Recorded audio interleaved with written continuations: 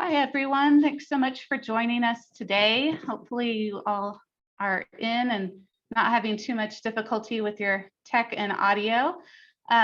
We are going to go ahead and kick off this virtual panel for our second day of celebrating Ag Week across the state. And we are actually pretty happy to be Zooming in, myself and the commissioner and Scott Weaver from Yuma County. So hopefully everyone will be able to hear and see what's going on. But just wanted to start with a couple of housekeeping as we're kicking this panel off. All of our participants are muted. And so that's how we can see and hear the panelists a little better. So as we're listening to the video, as we're listening to the panelists, if you have questions, we're going to be using the Q&A button at the bottom of your screen. If you'll click on that, you can type in a question and I will be monitoring that for questions near the end. I also want to have a little time for our panelists to introduce themselves and for the commissioner to talk about why we had this drought tour, what this video is about, and then hopefully a good discussion. So if you have any questions, please put them in the Q&A and we'll get this started. So thanks again to our panelists and to the commissioner for moderating this. I'm going to kick it off to the commissioner to give us a little context about the drought tour. Great. Thank you so much, Bethany, and to our panelists, thank you so much for taking the time.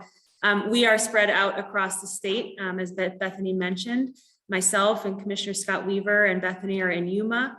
Simon Martinez, our recently confirmed Ag Commission member, is joining in from south of Cortez near Towak, and Marcia from up in Drought County, where of course the tour that we took last year in the Yampa Basin was in your home basin, and you were one of our many gracious hosts who led us on the 2-day trip last year. So just by a little way of background, actually before I was in this role as commissioner, when I was working with the National Young Farmers Coalition, the state actually came down to our basin in the Southwest back when we were experiencing extreme drought, which is of course something we are all experiencing regularly these days. And the tour left quite the impact on the community. We had representatives from state agencies, elected officials, and others coming down just to learn and listen and learn from the community about what we were facing and how the state could help. So that was really part of the context for this past year's drought tour in the Yampa Basin. It's of course something I think that all of us at the state really cherish and see a lot of value in, but COVID postponed some of our plans. That's why we were extra grateful this past year to be able to spend 2 days in the Yampa Basin, again, with producers, with water managers, with folks from wildlife and natural resources, and partnering with our friends at Colorado Water Conservation Board and DNR to host this trip. We had dozens of folks join us for those 2 days, and we had 2 jam-packed days learning from, again, the folks who live drought every day, what they're up against, how we can partner across local, state, and federal jurisdictions, and really how we build more resilience for the future of ag, as well as for the natural environment, our ecology, our rivers and streams, wildlife, and our forests. So all of that was a part of the conversations that we had. And this drought tour film that we're debuting here today is one of the tools that we've used to help tell the story well beyond the tour itself. We actually spoke with a number of folks who were unable to make the tour in person and were asking us, well, how can we be a part of what you all learned while you were there and make sure that we're up to speed as well. So this is part of that, sort of collating what we heard, summarizing, but also giving this back to the community, hopefully as a tool to help tell the story of drought and its impacts on our rural communities across the Yampa Basin and across the state. So we'll get into meeting our panelists and hearing more of their perspective here after the film. But Bethany, I'll hand it back to you for debuting the film. Great, thanks, Kate. And so special thanks to Bev, who is helping us on the technical side. And so she'll be queuing up that drought tour video to show to everyone. Just a quick reminder that hopefully we'll get the sound going as well. And we'll wait for Bev to get that going. Are we at the start? All right.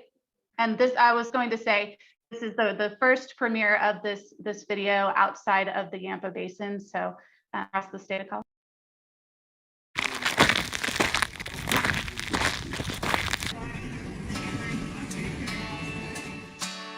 You know, these drought things been around for a long, long time. There's songs about it, you know, cool, clear water. There's documentaries about it in the 30s. There's cartoons, I used to read cartoons about it. So it's not nothing new. Our friends are having to sell because the drought has severely impacted our hay, our grasses, and our livelihood. Our economy is not only for the ag, but for the entire region is very, very stressed right now because of this severe, long-lasting drought. This year is different than what we've seen before. It's getting harder. You're making harder decisions. We were just meeting with a cattle producer who's having to sell, put everything on the line essentially because of the conditions that we're facing.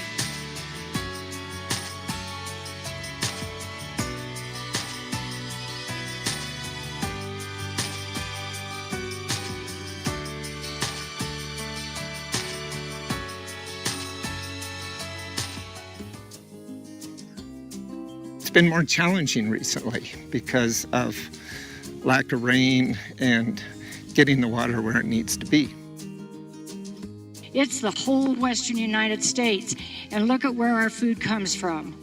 All of the fruits, all of the vegetables, and then all of the livestock that we're hearing stories about. This is serious. So we need to be thinking about where people are, what people are doing on even our public lands as well as our private lands to start protecting them now. How can we look at the reservoirs we do have, Yamcolo, Stagecoach, and Elkhead? How can we manage those together for a better future for the fish, for recreation, and to see if we can't provide some water for agriculture so that the vision of agriculture can continue and our heritage that's 100+ years old can continue into the future.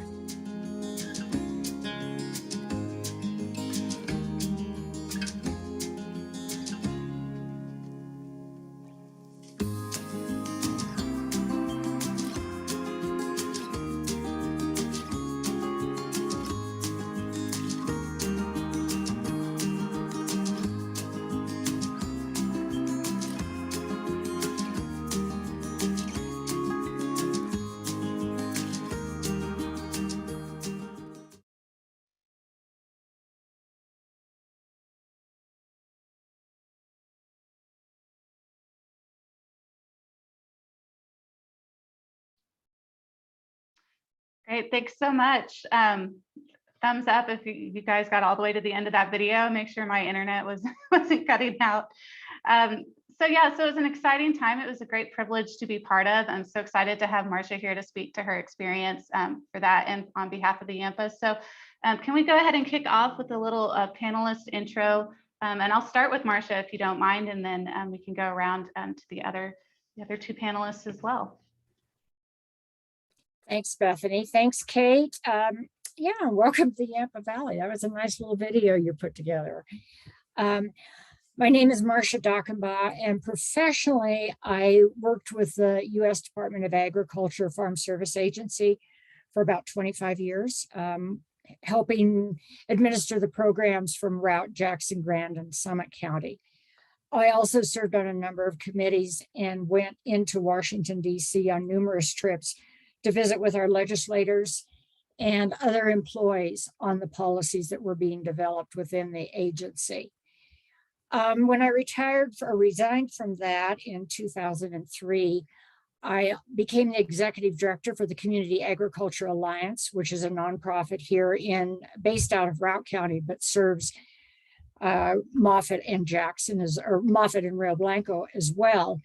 And the purpose of Ag Alliance was to promote and educate about the importance of agriculture in our valley. And then subsequently, along with that, we were asked by the Yampa White Green Roundtable to become their educational arm.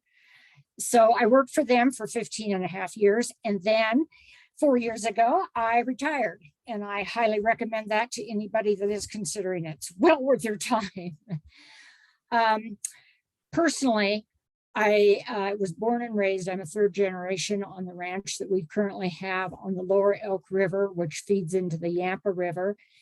And we have now transferred that ranch over to our daughter and son-in-law, and the 5th generation is up and coming on this, hopefully going strong and wants to continue. Some of my current work projects, I am a board member of the Colorado Water Trust, and until recently, I was a member of the Integrated Water Management Plan here in the Yampa Valley. Currently serving as secretary of the Drought County Cattlewomen, a force not to be reckoned with, you know. And our family is heavily involved with educating people about agriculture. We open our ranch and we serve as speakers for schools, civic groups, legislators, recreation groups, and anybody else that wants to come on and learn about agriculture, the challenges we face, and the joys of being here. So thank you. Thanks, Marcia. So great to have you on. And next, let's hop over to one of our commissioners for our Department of Agriculture, and that is Simon Martinez. Hello, everyone, and thank you, Bethany. Just a brief history. I was able to work on the McPhee Dam Reservoir in the 80s on central contact and the spillway and diversion tunnel and gate chamber, and moved on into with Morrison Knudsen out of San Francisco with their construction management firm, and be more involved in their dams that they were constructing around the US and some water projects. And in 1991, I took a job here with Ute Mountain Farm and Ranch Enterprise as the operations manager. And there was just a single piece of rebar that located the pivot points. And throughout the first 10 to 12 years, we were able to put in 110 center pivots on a 7,600 acre farm that was put in by the 1988 Ute Mountain Indian Water Rights Settlement Act. So I was able to get involved 30 years ago with more of the farming and ranching, which my background was more construction portion, and have learned a lot through the years through the agronomists I've been able to work with, and the farm managers, and the cattle operation, and having a water background was interesting to be able to run 110, 120 CFS acre feet that we use 24,500 a year. Now we're getting into this drought portion of my tenure here. It's been a little over 30 years. I've been able to be here at the Ute Farm and Ranch Enterprise. And in 2014, we put in the Bow and Arrow brand to do a value-added cornmeal. We tried sweet corn years past, but because of our location, we weren't able to truck out 5 to 8 semis a day. We weren't close to a rail, so we came up with a value-added that had a longer shelf life. And that was the start of Bow and Arrow brand in 2014. The cattle operation is the unknown still because of our feed and of the drought that's taking place. I think we're looking at about the same water that we had last year. And last year was probably about the fourth in less runoff off the Dolores River since the dam was built. But I've been able to be part of the Ute Farm and Ranch operation since 1991, and working with a lot of good people here and trying to bring in the tribal members of the Ute Mountain Ute tribe further into managerial positions. And that's been a good part of my job here, being able to help bring some of these individuals along further into the farming and irrigation and into the Bow and Arrow portion of our enterprise. Thank you. Thanks so much, Simon. And then finally, we're very honored to be here in Yuma with Yuma County Commissioner Scott Weaver. Thank you, Bethany. Mine will be much shorter. I have been in agriculture in some form or another all my life, starting in a dairy farm. I grew up in a dairy farm just east of Loveland, Colorado, and I ended up out here on the eastern slope, or eastern plains, I guess I should say, about 10 years ago. And since then, I've been working with irrigation companies, irrigation sprinkler companies, installing, repairing pivots. I am now currently, for the last 6 years, working for a potato farmer out here. We grow about 4,500 acres of potatoes, and we dehydrate them for dog food. We sell them for fresh all across the United States. And I am about a year and a half ago, I became a Yuma County commissioner. And one of the biggest reasons I did that is because agriculture is so important and so vital to the state, to the United States. And we just saw so many opportunities where we can maybe get in and start helping. And that's one of my goals is, as a commissioner, is to be on the forefront of all of our issues, water being one of our biggest. We've got quite a few issues out here with water. And then we all of a sudden start having droughts. One of the things I want to say about droughts is we've had droughts for a long time, but it's starting to affect us more and more each day. And especially with the other water issues that we have, it's becoming more and more important. So I want to thank the Colorado Department of Agriculture for putting things on like this, doing the tours up in the Yampa, and just helping us understand what we need to do, where we need to go, and how we need to proceed into the future. So thank you for having me on here.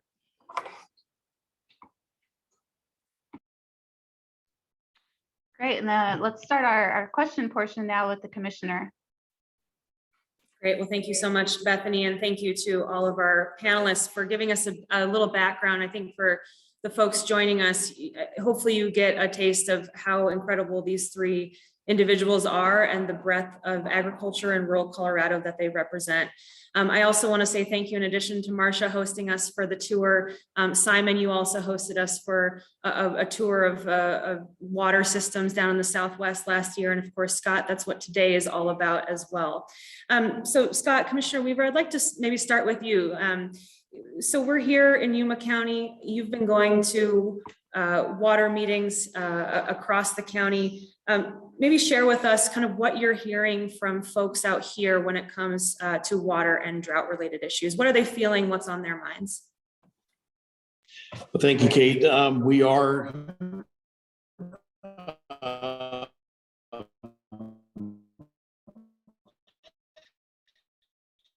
this is our most of the so across our county.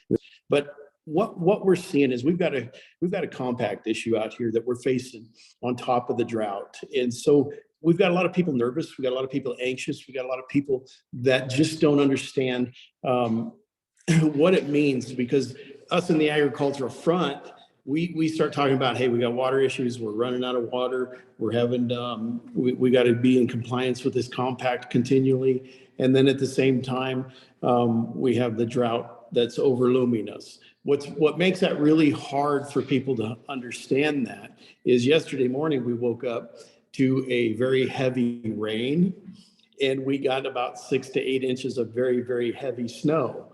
And so during those times, people think, well, there's really not a drought. It seems like every spring out here, we get some really good rain, and then all of a sudden about 2 months of it just shuts down.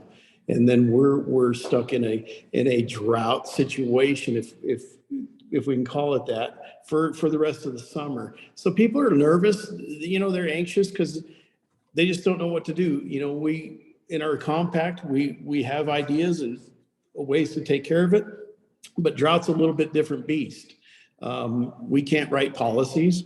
We can't go to legislation and talk about fixing drought by a bill. So people are nervous, and it's hard to convey the message of water conservation and those different types of things that can help us. So Simon, kind of from your vantage point in the southwest corner of the state, I mean, you're looking at some pretty stark statistics going into this season. What's the general sentiment from producers down in the Southwest when it comes to drought and water? I think, Kate, the unknown. Last year, prior in 2020, we had our full water allocation because we had carryover in McPhee Reservoir. Last year, there was hardly any carryover, so it carries on to the other producers, especially in our end. If we know going into the year that there is carryover in McPhee, then that allows us to plan and schedule. On an average year, we have about 4,200 acres of alfalfa. in our climate conditions, we get up to 5 cuttings. So, you know, and that was what we considered average. Last year, we had 1,200 acres and 1 cutting.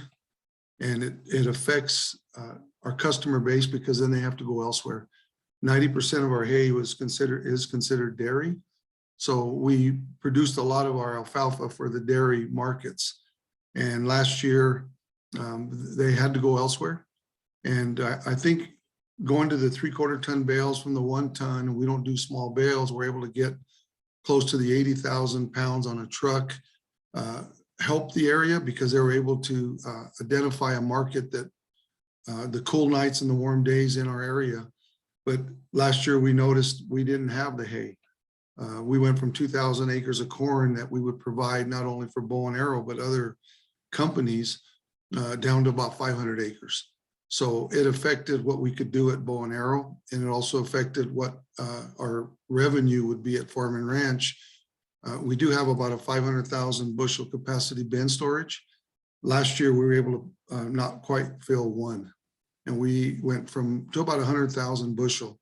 So I think it affects this whole area because it just affects not only our production, but more than anything, Kate, is our labor force was cut in half. So in the area, not only tribal members, but non-tribal that work within the Navajo Nation or north of Cortez, it has affected our employment. So I think it has affected what money is being spent locally also.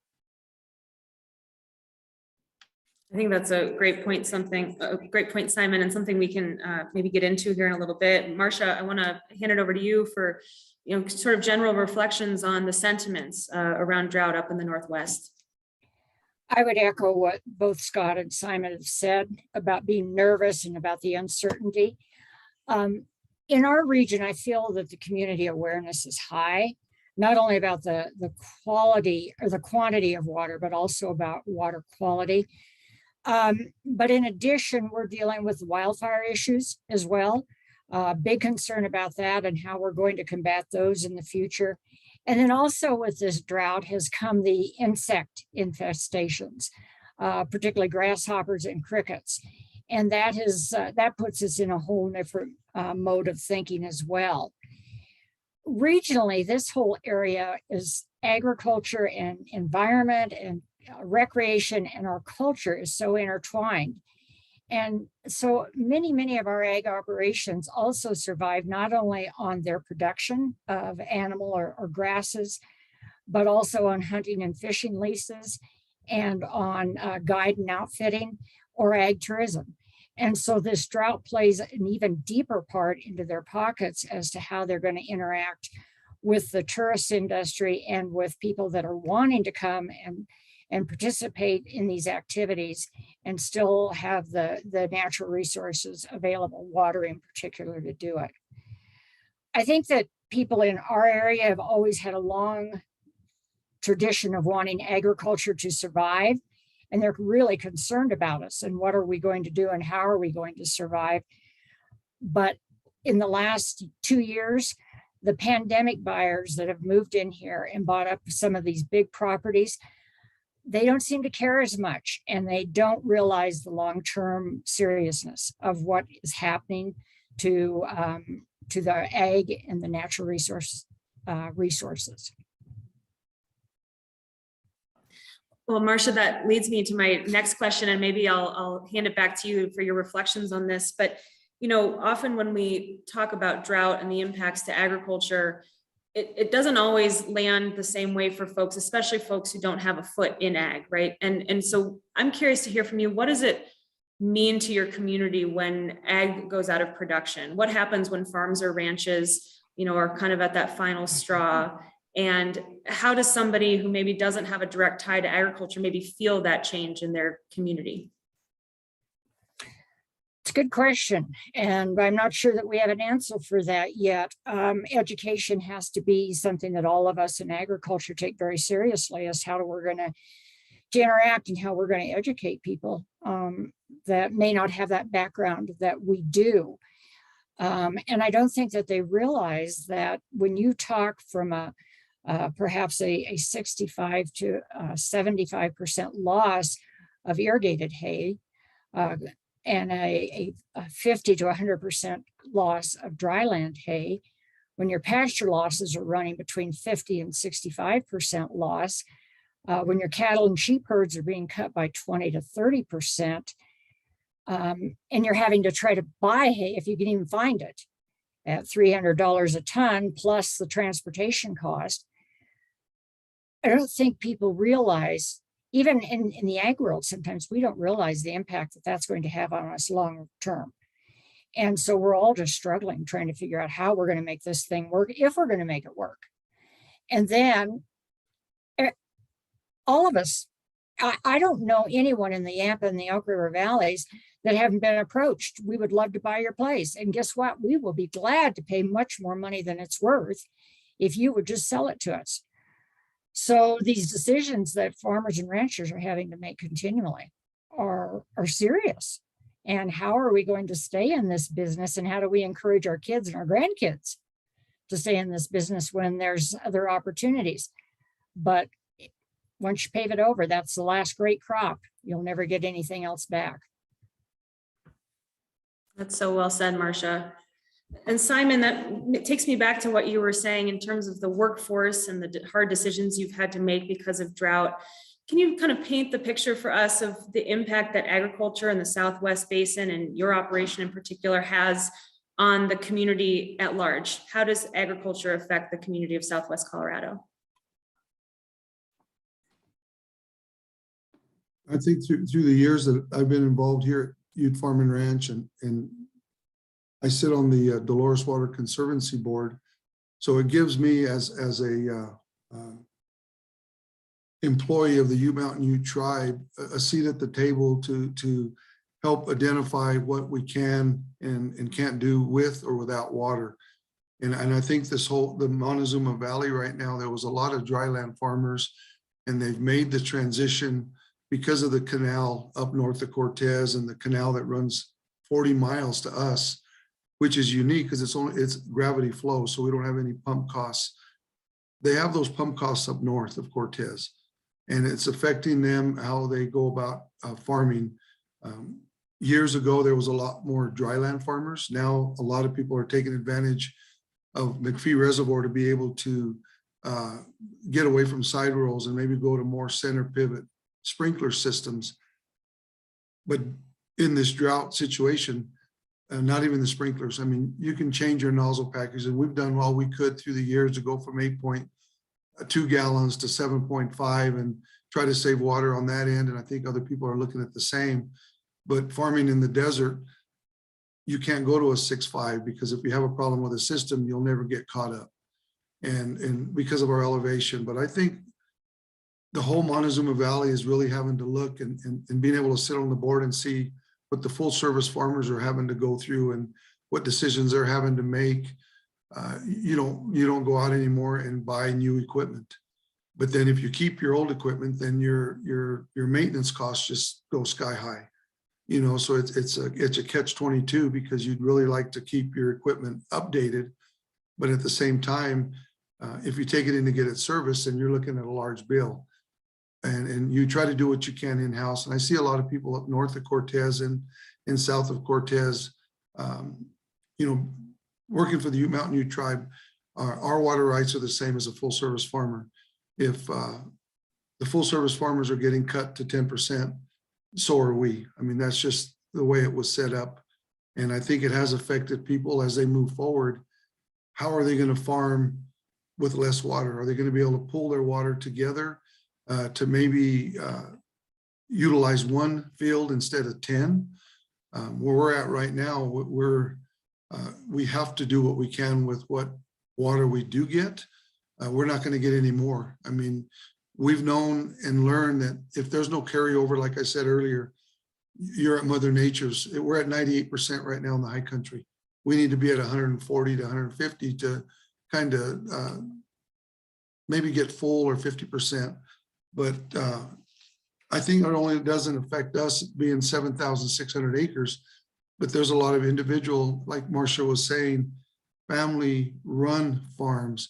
And how are they going to have ends meet. If they know exactly how much water they have, they can pencil that out on their revenue towards their costs.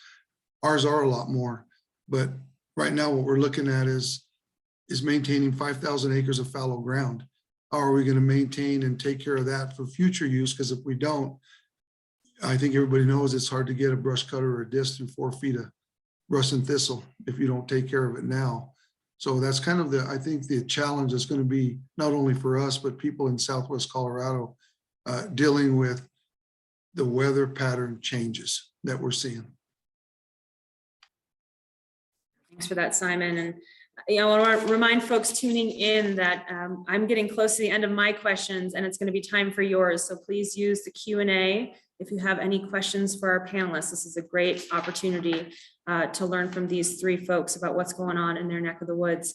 But Scott, just kind of reflecting on this question of community-wide impact. I mean, we talk a lot about, and you've mentioned this even today on this call, the role that agriculture plays as sort of the center of the economy in the community, especially out here in your neck of the woods and rural Colorado. How do you describe that interconnectedness to folks who maybe have never visited out here? What does it mean to your community to have ag as the driving part of the economy? Well, for our communities that are out here, and I don't think that Yuma County is unique in this situation, but we see it as one that we have to hold on to very, very valuable. Is everything is centered around agriculture in Yuma County. We do not have much recreation. We do not have much tourism. We just don't have much industry except for agriculture. And I've mentioned in meetings today that we can drive from one end of Yuma County to the next, and you can see that every single business, every single person that's out here is connected to ag in some way. We have a lot of beef out here, but it's connected to the crops that we can grow in the ground. We've got grocery stores and we've got all kinds of different businesses, but every one of them can be connected back to the crops that we grow in the ground. And then, those crops are going to take water, and it's going to take conservation, all types of different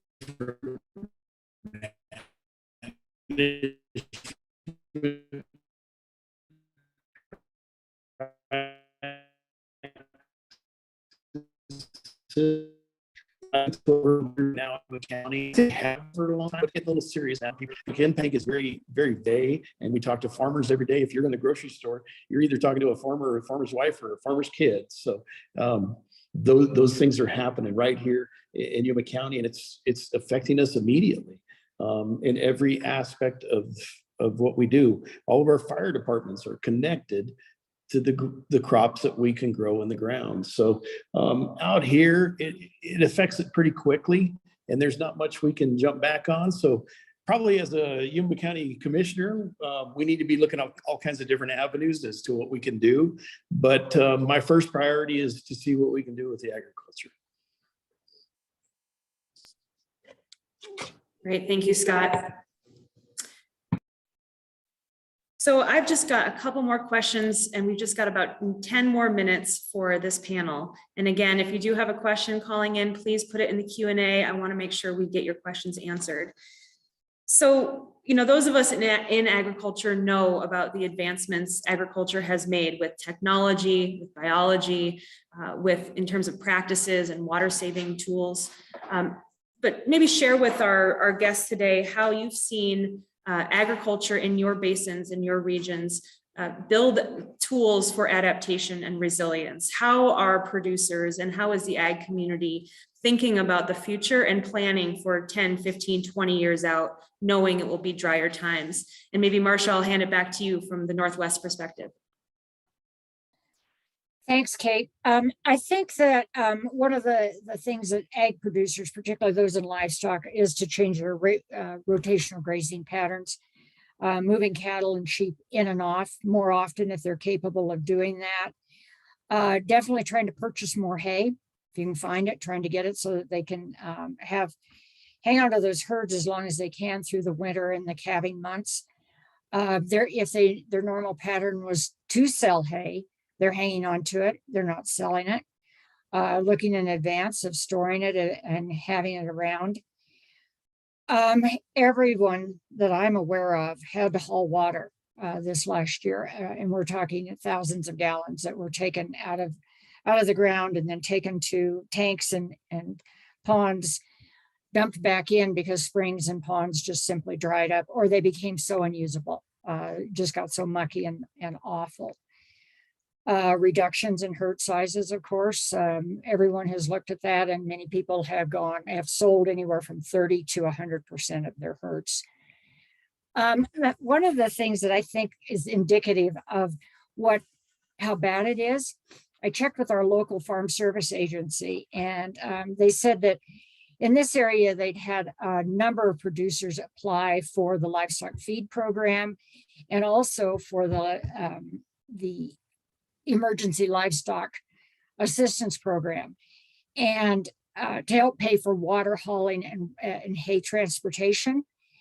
And some of those folks had never darkened the doors of the USDA before because they didn't want to take government assistance. And now they realize that those programs were there for them and would help pay for them, pay for some of their expenses rather. So I think that's a real indicative of what producers have faced and some of the changes that they've made. And then, of course, in agriculture, you're always anticipated for continuing droughts. You are always thinking about less water and planning for the worst and hoping for the best. And so I think everybody just tightens their belt up one more notch and thinks a little bit harder and keeps working at it.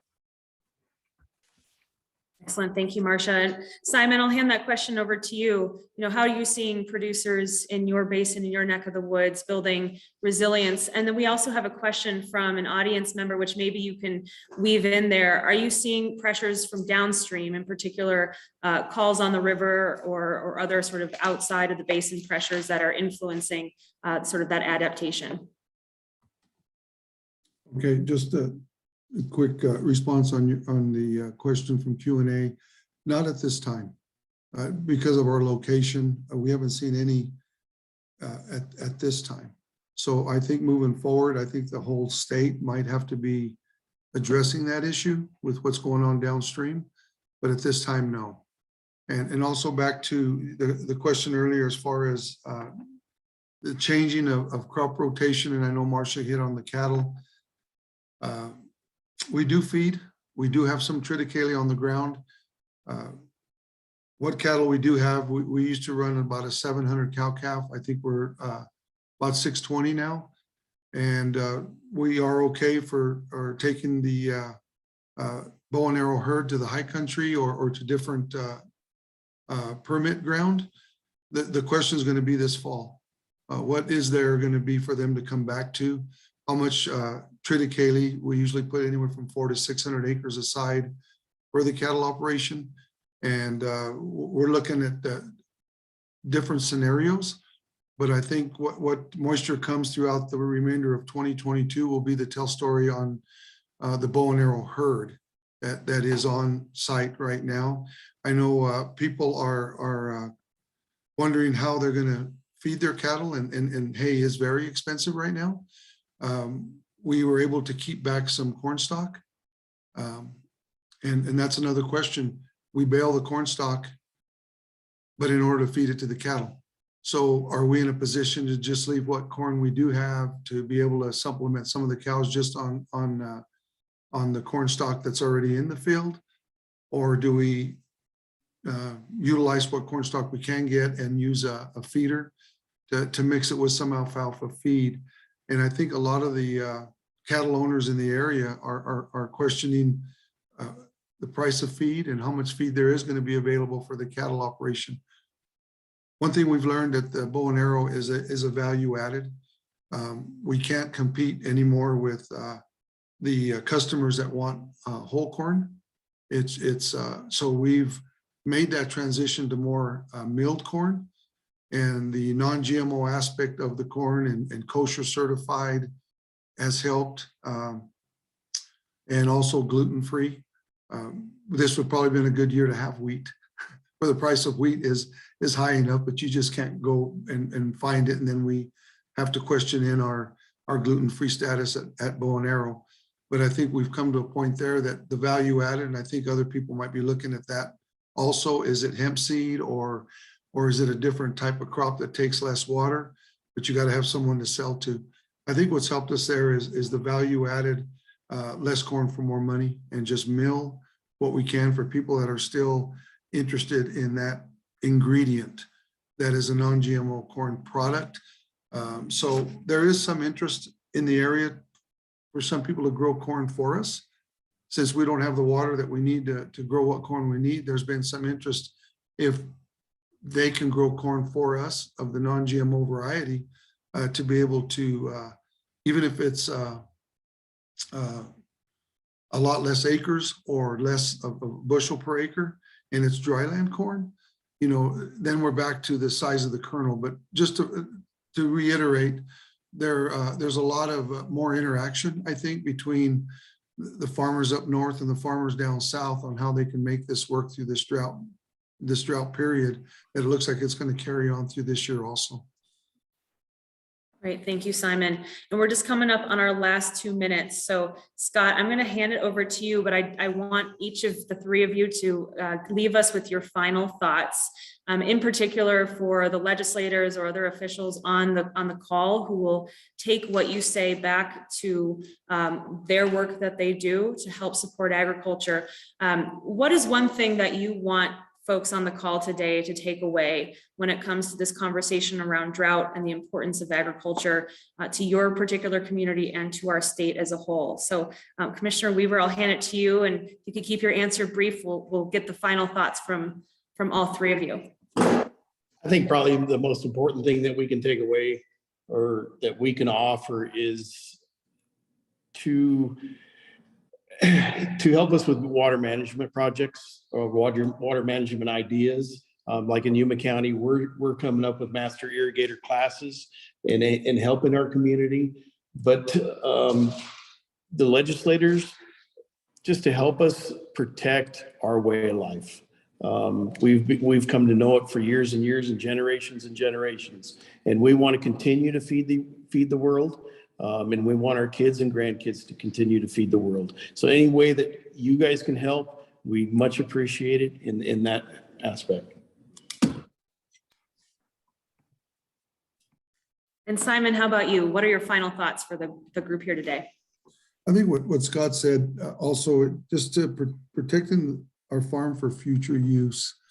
We're back now to a lot less farmland that we had earlier. So we have to utilize what farm we do have. The Russian thistle or insect, we have to make sure that what we are farming, if it's a lot less, that we protect that and help ourselves maintain the fallow ground, because will this drought continue? Nobody knows. I mean, if it changes, we need to be ready. So I think we need to just help protect our farm for the future. Great, thank you. And Marcia, over to you. Final thoughts for the group today. I think the thing that I would like to see the legislators do is to help us provide funding for research and development so that we can address regionally what we need, what type of grasses and livestock we should be adapting to. And I'd encourage you to encourage Congress to do the same for the federal agencies. Absolutely every agency and department that we deal with has increased workloads because so many offices have been closed, but the staffing has also been reduced. And so these folks are so far behind and don't even know which way to turn to help us get through all of this.